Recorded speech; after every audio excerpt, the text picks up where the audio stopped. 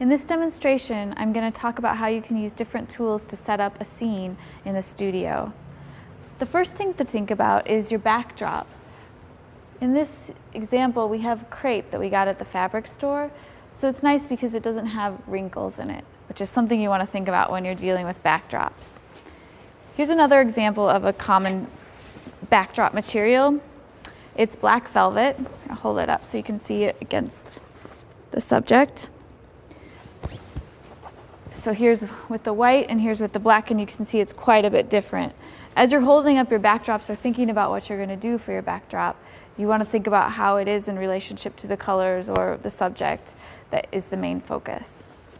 So black velvet is really good because it actually doesn't show the texture of the fabric when you have an object sitting on top of it, whereas something like paper can be great if it's kept from wrinkling.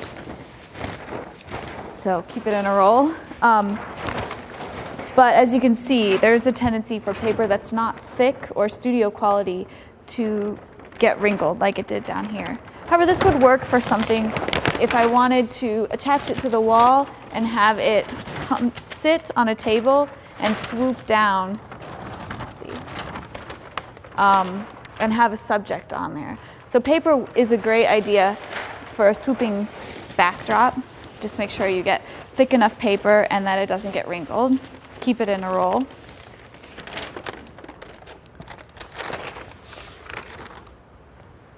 Once you sort of have a backdrop set up, think about where you want to place your subject in relationship to the background. Do you want the background to be detailed? Do you want to be able to see what's in it? Or do you want it to fall to gray or black or white? If you place your subject close to the background, you're going to see it if you're using a small aperture especially. If you're using a large aperture, in some cases your background is going to fall away and it'll be blurry anyway. But keep that in mind, the location of your subject to your background and whether you want it to have detail in it or to be blurry. So if I move this closer, then you can see more of the detail in whatever the background is that I choose. Also think about the location of your light in relationship to your subject. In this setup right now, we have one single light shining directly at an angle towards our subject. It's a tungsten light, so you can see it's directly at about 45-degree angles. It's a tungsten light, so it has a warm hue to it. If you were to shoot this scene, I would consider setting your camera to tungsten white balance. If you use a different type of light, then you can set your camera to a different type of light source, such as daylight. The next thing you want to consider is the direction of the light. So right now it's at 45 degrees. I'm going to show you how just simple movements around the subject can create entirely different feel. So we could place our light coming up against the subject, and you can see the shadows that are created. You could do it directly to the side, or even to the back for a halo effect. You could do it from the top, and then anywhere in between. So try to experiment with different locations of the light in relationship to your subject. Okay. Intensity of the light is also important to think about. If we bring our light really close to the subject, you can see that shadows that are created have harsher contours. When you bring the light far away from the subject, the shadows are much more diffuse. So is the light.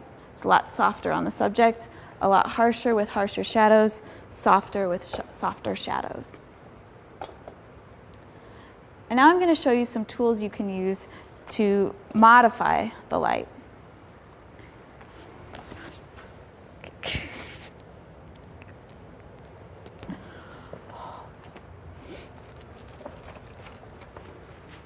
Bouncing light. One type of bounce is a flat piece of white foam core. So for a diffuse bounce and a non-directed bounce, you could also score a piece of white foam core and create a cup-shaped bounce for more specific bounce. When I say bounce, I mean the light is coming towards the subject and also hitting this piece of white foam core and then bouncing back and filling in areas of the subject that were dark before I used these reflectors. Another thing,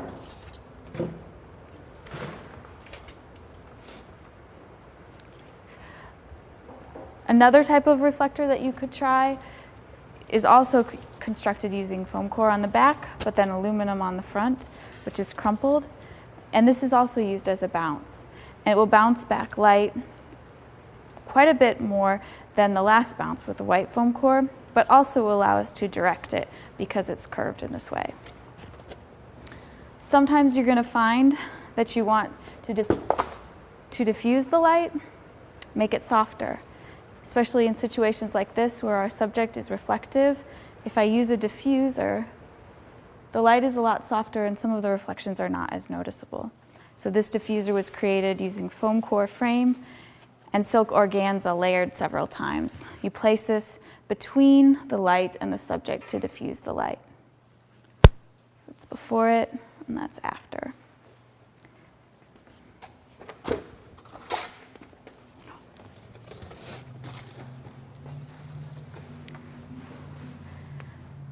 You might also want to color your light. To do that, you could use a colored gel. In our example, we've made a frame out of foam core and then put colored cellophane on it. We place this in between the light and the subject, and it changes the color of the light hitting the subject. Additionally, there are times when you want to block light from hitting certain areas in your scene. Then in those cases, you might choose to use black foam core. Place it so that you can tell which parts are actually getting the light that you want and which are not. So if I place it here, take a look at my background as I move it into the place that I want it. Right now the subject is well lit. The subject is still well lit, but the background is lit as well. So again, you might need to be thinking about whether you want your subject to be lit the same, darker, or less dark than your background. So this is before and then after.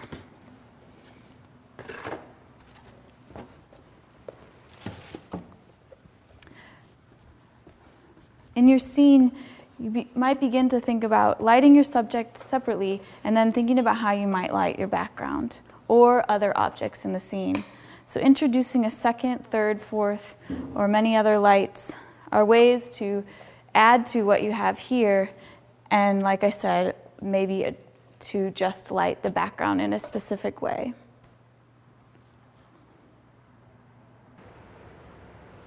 So this is the setup for my final image.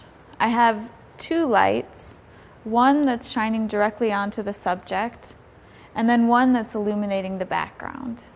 For my front light, I found that I didn't like how it was that warm light, which is a tungsten bulb, was affecting the blue of the background. So what I did was I used a black piece of foam core to obstruct the light from shining onto the background, but still keeping it directly onto my subject. Then I decided that with placing this light, I felt as though I needed a little bit of light in this area to create fill on the dark area that was being created because of that light, so the shadows on this side. So I used a reflector here.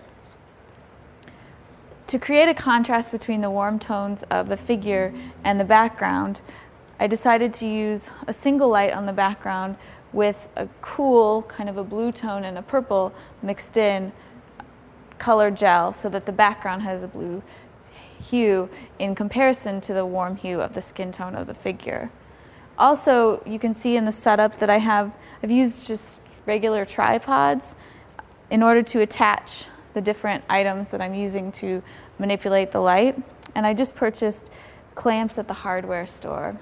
You could use other light stands or anything that would stand up straight, but since we had tripods, it was a good problem, or a good solution to the problem.